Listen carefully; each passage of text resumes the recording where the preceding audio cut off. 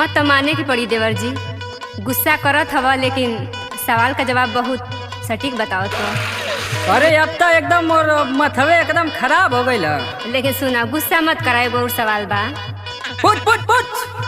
हाँ सुनो, कौन चीज होला ये देवरू लइकन के पैंट में, लइकिन के होला ना देवरू।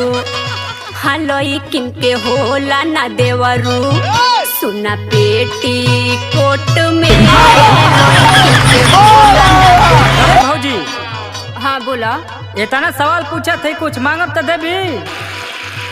स्कूल का फीस हम ही ना देही ना। खाली हमके फीसिए ना चाहिए। अच्छा ठीक है, और पैसा दे दे, लेकिन हमारे सवाल का जवाब दे दो। ले सुन पहले। हाँ सुनावा। पाकिट होला ये भौजी लइकन